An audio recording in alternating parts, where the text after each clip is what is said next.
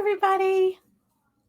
Happy you could see me today. I'm not doing any art, but I do want to tell you about an exciting event between Diana of Artfully Blind with Diana and myself, Pittsburgh Artist Studio, Mary. We are going to hold an art auction. We have some great original pieces that are going to be auctioned off, and we are going to have this auction on the December 4th and 5th, just in time for Christmas. All the paintings are going to be $30 and up.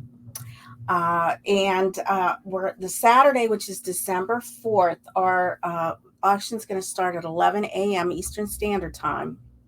And on Sunday, we are going to have the art auction, which is December 5th, start at 4 p.m.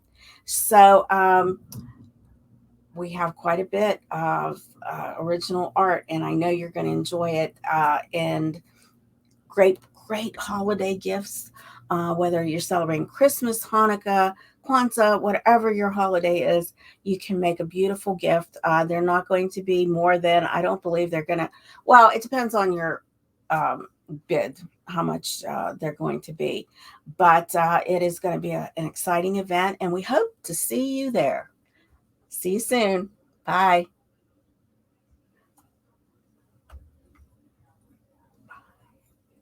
Bye.